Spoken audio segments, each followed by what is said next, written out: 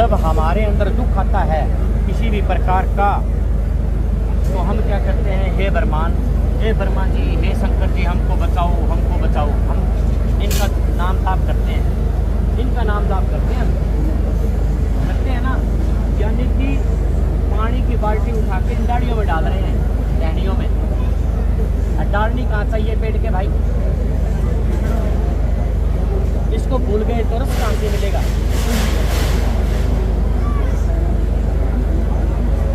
कारण शास्त्र की विधि को छोड़ दिया, जिसको पूजना चाहिए तो उसको छोड़ दिया और मन माना। आ गया नहीं वही पर्सन? शास्त्र की विधि को छोड़कर मन माना आचरण किया और यहाँ पानी डाला, जो करना चाहिए था वो नहीं किया। इसलिए हे अर्जुन, कर्तव्य और अकर्तव्य की इस धारा में तुम्हारे लिए शास्त्र ही प्रमाण है कि तुम्हें क्या करना चाहिए और क्या नहीं करना चाहिए। ये ज्ञान दिया श्री कृष्ण जी ने। रही बात, अब ये 3 भगवान हैं और 3 भगवान को पाया जाए कैसे? तत्वदर्शी संत की खोज करके। अब वो तत्वदर्शी संत तुमको तीनों भगवानों के मंत्र बताएगा।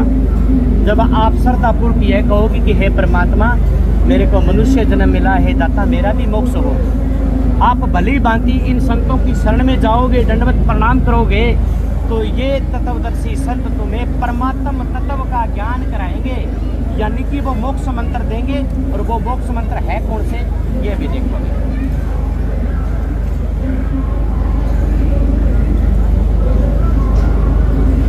गीता अध्याय नंबर 17 का श्लोक नंबर 23, ओम तत् सत। ये 3 वो मंत्र है, 3 ही भगवान बताए यहाँ। ओम क्षर पुरुष का, ये तत् संकेतिक है, ये अक्षर पुरुष का, और जो सत है वो परम अक्षर पुरुष यानी पूर्ण परमात्मा कबीर भगवान का मंत्र है। 3 भगवान हो गए ना। ओम क्लियर है, दुनिया में सब जगह ओम नाम का जाप कर रहे हैं, लेकिन संत कहते हैं ओम से ऊपर और है, और उससे भी ऊपर और। ये आदेश है परमात्मा का जीवों के लिए। ओम तत् सत, इस प्रकार सच्चिदानंद घन ब्रह्म को पाने का, जपने का, सुमन करने का नाम का है। और इस संसार में कुछ नहीं है। तुम अपनी मर्जी से अगर साधना करते हो तो ना तो तुम्हें सुख प्राप्त होगा, ना तुम्हें सिद्धि प्राप्त होगी, ना तुम्हारा मोक्ष होगा, ना तुम्हें शांति प्राप्त होगी। इसलिए करने की योग्य तो शास्त्रों में जो बात दी गई है वही की वही है मित्र। ये बात है। आगे जान में अब यहाँ प्रश्न उठा था देवी और देवताओं का। वहाँ क्या लिखा कि देवताओं को पूजने वाले देवता बनेंगे, भूतों को पूजने वाले भूत बनेंगे, जो पितरों का पूजन करते हैं वो पितर बनेंगे। वहाँ ये कह रहा है लेकिन मेरा भजन करो, तो ये देवता बीच में कहाँ से आ गए? इसका भी संत प्रमाण देते हैं कि इस लोक में ये प्रधान शक्तियाँ हैं, इस लोक की और तुम्हारे शरीर की।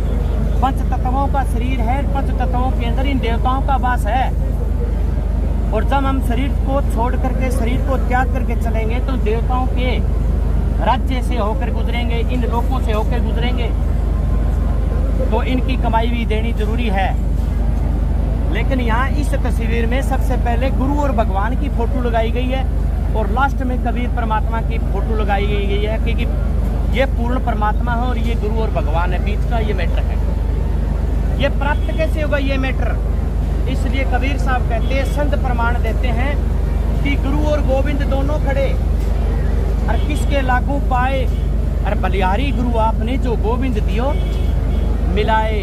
अगर इस गोविंद को अगर पाना है तो गुरु की शरण में जाना पड़ेगा।